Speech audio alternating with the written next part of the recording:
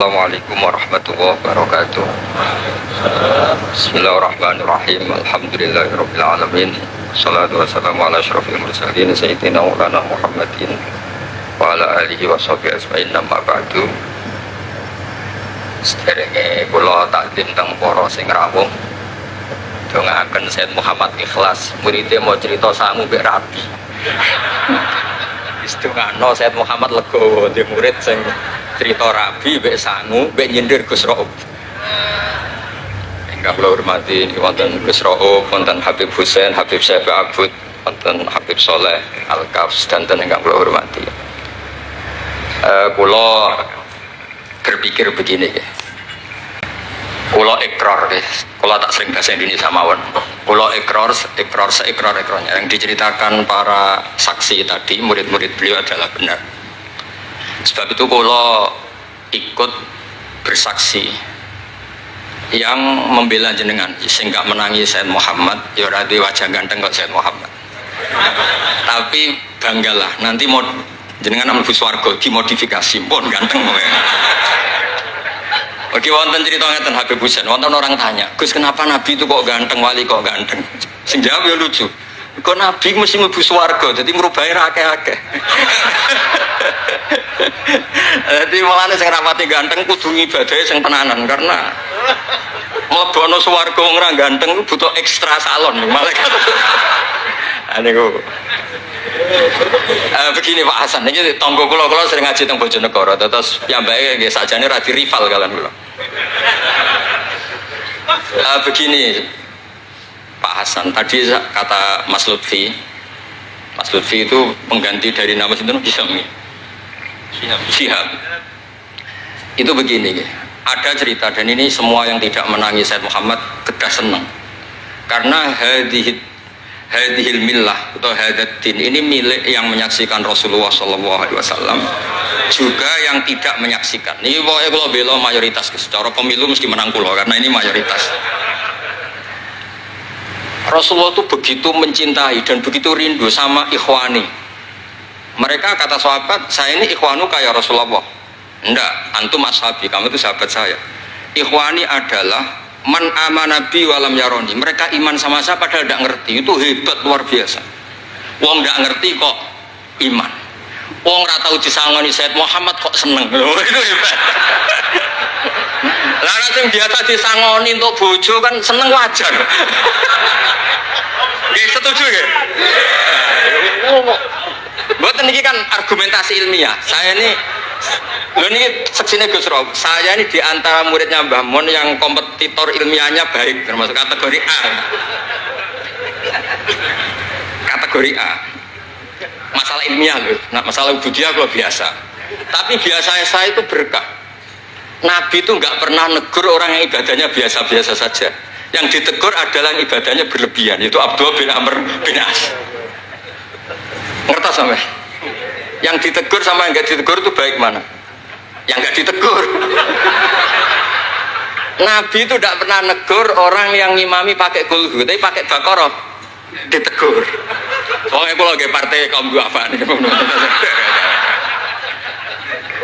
ini suara sadil bonati, tapi ini hak nih. Sehingga dalam banyak cerita dan ini disepakati banyak ulama, Uwais Al-Qarni itu lam yaltaki Rasulullah SAW walam yarohu. Hampir semua riwayat bilang Uwais Al-Qarni itu tidak melihat Rasulullah. Beliau itu sering nangis karena tetangga-tetangganya sudah sowan Rasulullah dan tentu mereka menjadi sahabat karena sudah sowan Rasulullah. Tapi Uwais Al-Qarni di ibu mokongnya ra karuan, ditinggal lu ra gelem, mokong cerewet ngamuan njuk nglayani Uwais Al-Qarni. Uwais Al-Qarni itu lebih berpegangan konstitusi bahwa birrul walidain terutama ibu itu amru Rasulillah. Ummuka. Tapi apa yang terjadi? Uwais Al-Qarni yang tidak pernah sowan Rasulullah digelari khairul qurun Uwais Al-Qarni karena taat ning gone mandate Rasulullah ngene iku khidmah kalian enten ibu. Padahal boten di zamannya beliau sebetulnya menangi zaman Rasulullah, enggak sowan. Maksud kula Pak Hasan, dadi sing ora roh-roh ya aja terus sampean ngrasa luwih tinggi. Nggih biasa mawon, kabeh iku sementing ikhlas ridane Allah Subhanahu wa taala. Nah niki terus Bukan ini masalah konstitusi, soal masalah al-kutub, al-mu'allafah. Saya ini tadi kata Gus Raum, saya itu orang mungkin yang tidak mulazim ke Sayyid Muhammad, tapi kata tadi Mas Lutfi, kalau sanad ke Sayyid Alawi saya tentu lewat Mbah Mun. Itu teman akrabnya bapak saya. Dulu ketika beliau mondok di Mekah itu yang nganter mbah kandung saya, namanya Mbah Sidik. Jadi keluarga saya ya pokoknya muamalah terus musohabah semuanya sama keluarganya Gus Raum itu minal ajdan. Ya sampai kadang beda pilihan presiden. Tapi tetap rukun. Karena nganggep itu urusan akidah, ini biasa mawon apa? Biasa. Begini, niki rungokno tenan.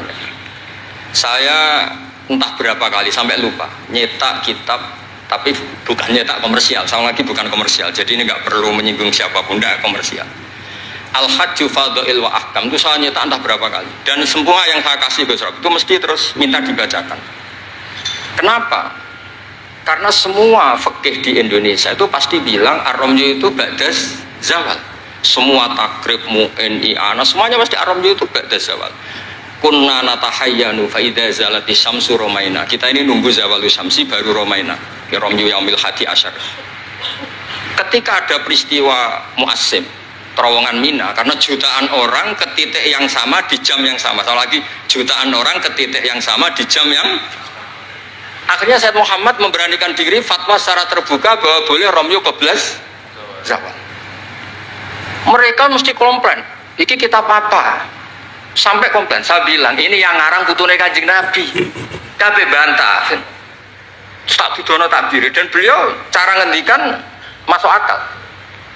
Ya ini sering haji napa mari sakniki haji yo wonten sing bisnis bareng wae sing haji lah niki cerita.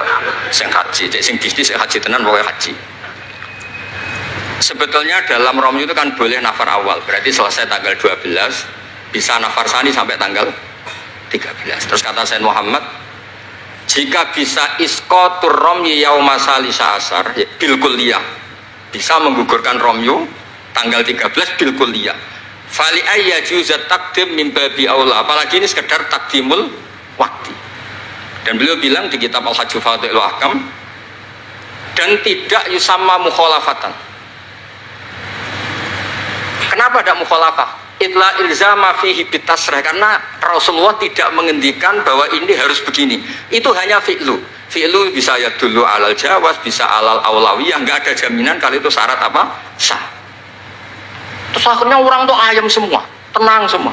Berdasar fatwa Sayyid Muhammad yang kita sosialisasikan. Saya baca itu berkali-kali. Jadi saya cerita, jadi ini benar-benar cerita naskahnya Sayyid Muhammad. Orang cerita sanggup. Terus kedua, tawaful haid. Saya sering ketemu orang-orang yang nekuni medis. Gus, kalau kita pakai obat itu kadang masalah, ada efek samping gini-gini. Padahal kalau kita nunggu suci kayak cerita Sayyidah Aisyah, Rasulullah itu pimpinan. Mereka pasti ikhlas disuruh nunggu Sayyidah Aisyah sampai suci kemudian tawaf ifadah. Tapi ini kan kita orang kebanyakan. Hotelnya kalau lama-lama ya kita tidak kuat bayar, kena komplain. Pesawatnya juga gitu, kalau lama-lama juga kena komplain, tidak bisa pulang kan. Dan itu kata Sayyid Muhammad sederhana ketika beliau menyarankan tawaful haid itu intikal madhab saja, atau tidak usah intikal. Kalau mendekati waktunya habis langsung tawaf, tapi nunggu waktunya mepet, karena dengan mepet berarti statusnya darurat, tapi statusnya darurat. Terus kata beliau dengan entengnya ngendikan di mana-mana yang namanya wajib atau syarat sah itu ya ma'al kudro. Ini tidak kudro berarti syarat itu hilang. Di mana-mana syarat menjadi syarat ya kalau kudro. Ini tidak kudro ya berarti syarat itu hilang. Sehingga terus kita nyaman tawaful haid. Itu di kitab Al-Hajju Fadha'il Ahkam. Bisa dicek bahasan halaman 115 itu. Ini bukan cerita Malaysia, cerita tek. Jadi buat ini serius. Karena tadi kan orang-orang bisa guyon cerita nikah, berarti Anda tukang nikah. Nah kalau sekarang guyon karena ilmu, berarti Anda mubarak betul. Cerita nikah iso guyu, cerita ilmu iso guyu, berarti waras sampean. Ternyata bisa senang dengan ilmu, bisa senang. Ya relax saja. Saya baca kitab beliau yang khataman, ini Gus Rauf saksinya. Saya baca Qawaid Asasiyah itu pasanan khatam tahun 39. Terus poso ini kemarin 45 ini saya juga khatam baca Qawaid Asasiyah.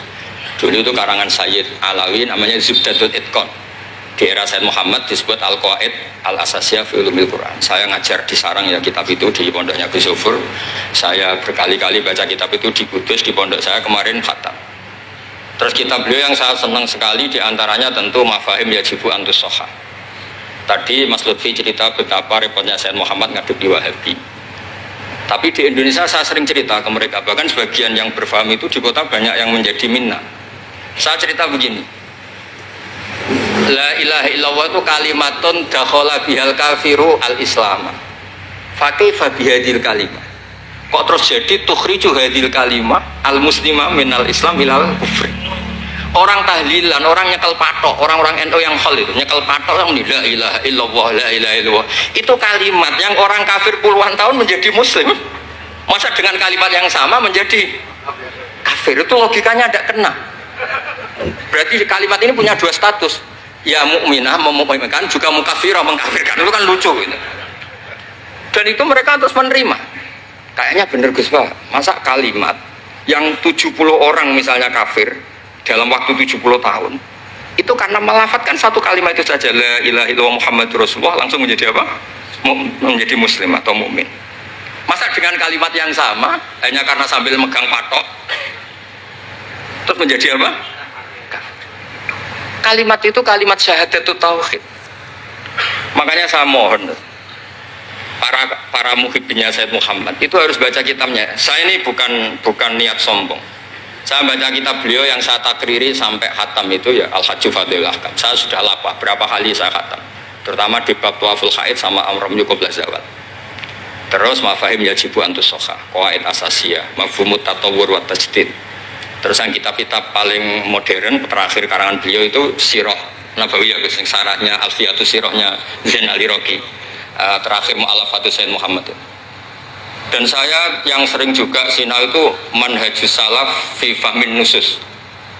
Itu juga termasuk kitab yang sering saya pelajari. Sehingga belajar betul Mas Hasan, boten main-main, belajar betul ya. Maksudnya kalau tidak bisa tak cari di kamus. Kalau nggak bisa semua bukan niat sombong.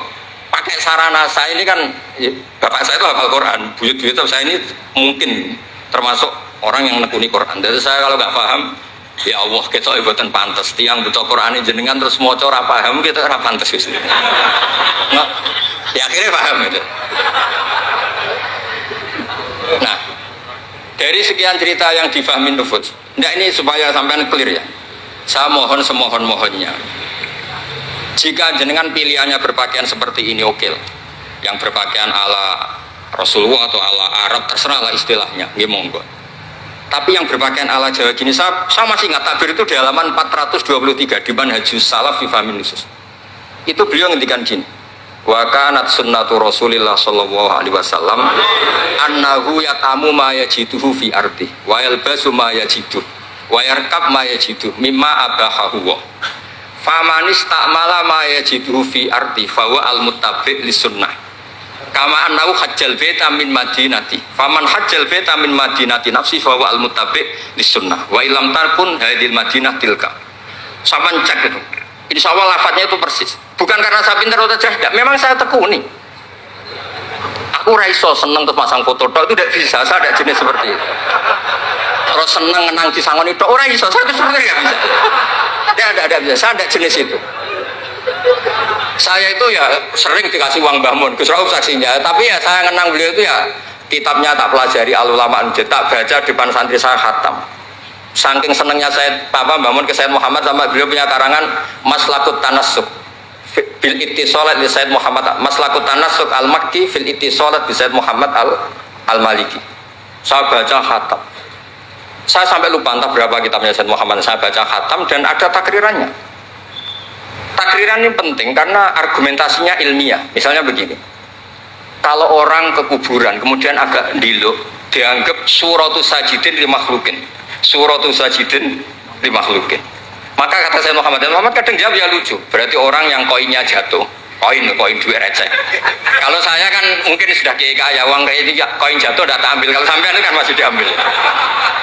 Itu kan mesti fisuroti sajid atau fisuroti roke.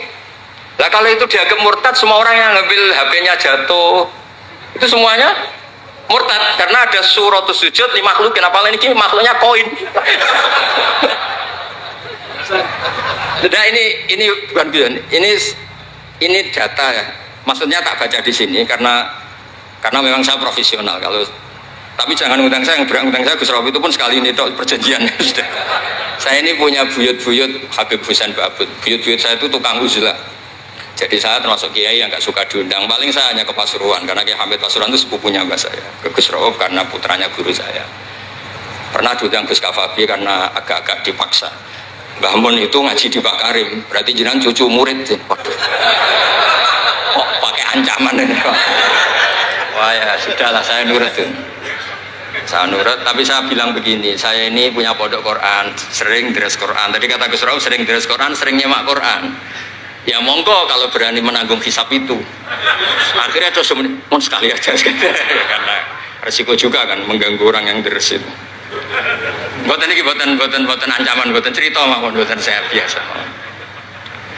Nah ini saya baca beberapa teks yang supaya jenengan ngerti. Ketika saya Muhammad mencintai Imam Malik, itu beliau sampai punya karangan Imam Mudairil Hijrah Malik bin Sabri, sekian cerita betapa saya Muhammad itu mencintai Imam Malik.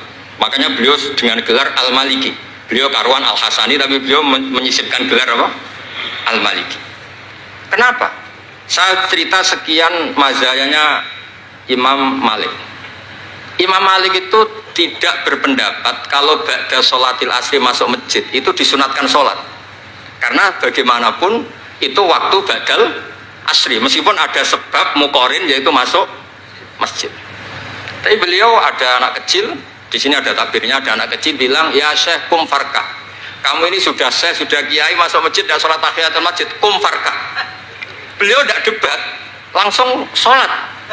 Ketika ditanya innahu laisa bimadzhabik, itu tidak madzhab engkau ya Malik.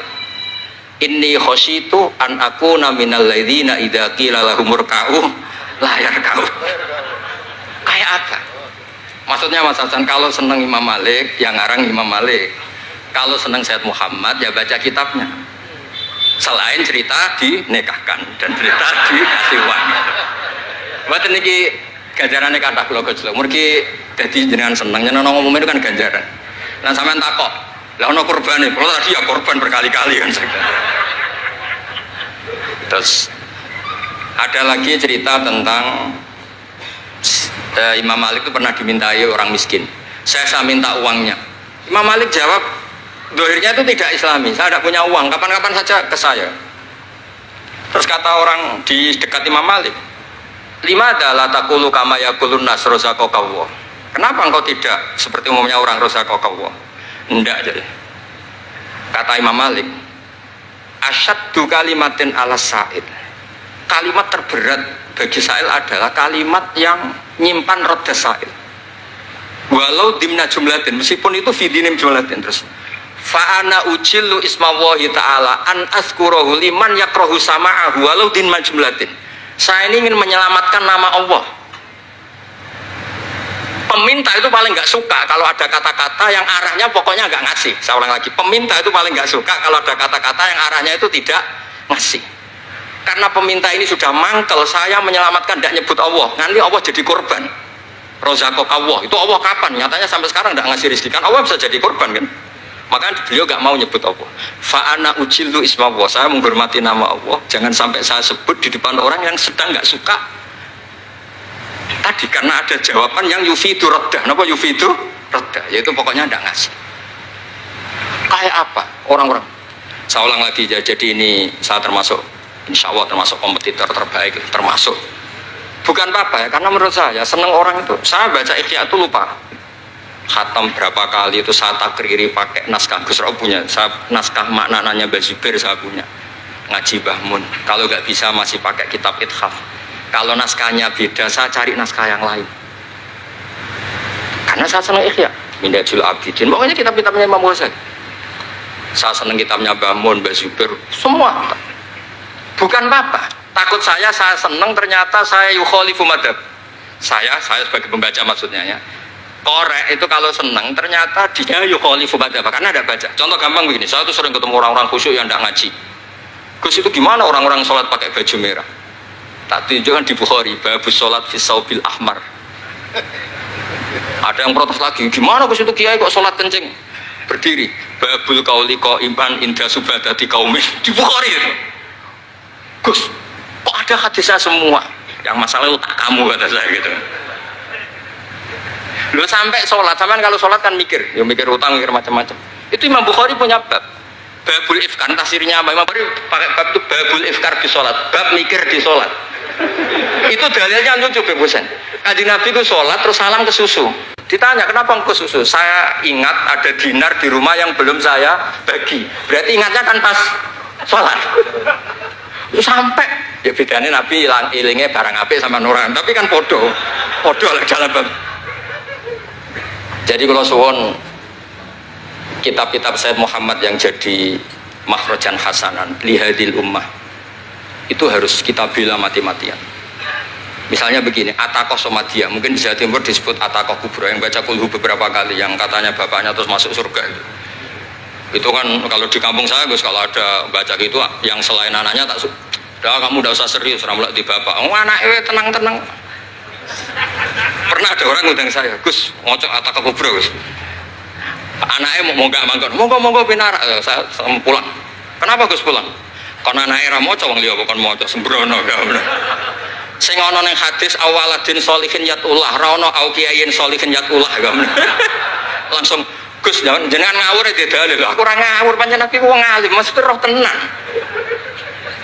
Sing ana ning hadis awaladin sholeh ora au kiyain soleh. Jadi anak itu penting, malah monggak makan atau berokokan. Monggo. Semenjak itu kalau orang undang saya nggak berani kalau nggak khusyuk ngocok. Takut saya pulang. Lah misalnya yang undang bangga no nyangoni saya, sugih saya, kan buatan ngefek no teror itu buatan ngefek. Jadi ini penting meskipun guyon, ilmu itu didudukkan. Sayyid Muhammad ngendikan hadis-hadis tentang jumlah kul huwallahu ahad semuanya itu dhaif. Saya pernah ngaji itu di Kudus cerita gini, alhamdulillah kok dhaif. Hadis tentang jumlah la ilaha illallah yang banyak alhamdulillah juga dhaif. Karena kalau itu syarat sahnya harus banyak, berarti begini, mangqala la ilaha illallah mi'ata marrah lagi dakhalal jannah. Berhubung enggak ada jumlah mi'ata marrah, satu pun sudah dakhalal jannah. Kul huwallahu ahad juga sama, di riwayat Bukhari jelas. Ada orang kalau imami baca kulhu ditanya, kenapa engkau baca kulhu? Li'annaha sifatur rahman, fa'ana uhibbu an aqra'a biha. Kata Nabi apa? Jibril datang, akhbir ya Muhammad, anna wa yuhibbu bihubbihi kul huwallahu ahad. Dan semua riwayat kadang hanya bilang hubbuka iyyaha adkhalakal jannah. Dan enggak ada riwayat hubbuka iyyaha wa qira'atuka alfa marra wa alfa marra lagi dakhalal. Kalau ada riwayat itu innalillahi wa inna ilaihi raji'un. Kita punya masalah besar karena kita nggak kuat baca lama-lama itu udah kuat. Artinya gini, kita harus menjadikan kitabnya Sayyid Muhammad ketika menvonis hadis-hadis yang jumlahnya besar tadi. La ilaha illallah jumlah. Soal kamu lakukan tetap baik, kita sepakat itu baik. Tapi jangan jadi aturan hukum. Saya ulang lagi, baca banyak tentu tetap baik, tapi jangan menjadi aturan. Kalau jadi aturan hukum berarti gini. Dakhalal kafiru fil Islam in qara'a la ilaha illallah alfa marrah mi'ata marrah. Itu yang mengislamkan di masjid capek itu. Karena nunggu alfa marrah. Jadi saya mohon karena agama ini yuridu wa bikumul yusra, agama ini Allah inginnya itu mudah. Bu istu bil hanifiyatis samha, semuanya itu mudah. Tapi jangan tahawun. Jadi kalau suwon tadi alhamdulillah sudah diduga saya 20 menit karena memang saya ini tidak bisa pidato. Saya kalau ngaji di rumah ini Gus Rob saksinya. Saya ngaji biasa 4 jam, 3 jam biasa ngaji. Ngaji ada kitabnya saya baca Jalalain, pikirnya ada Sofi, ada Futuhat Ilahiyah, kadang ada Tobari, itu kuat. Kenapa saya kuat 3 jam kalau ngaji? Saya ini pecinta umatnya Rasulullah SAW. Umat itu tidak boleh hanya mendengar kata-kata seorang bahak, enggak boleh. Harus mendengar kaifa qala Tobari, wa kaifa qala Al-Baidawi, wa kaifa qala Syafi'i, wa kaifa qala Imam Syafi'i. Saking hormat saya. Cuma saya nyampaikan pancen rileks guyon karena itu wasiatnya Bapak. Hak kena ngaji guyon. Iku wong bingung kabeh sing ngaji-ngaji. Jadi, ya ngoten mawon. Assalamualaikum warahmatullahi wabarakatuh.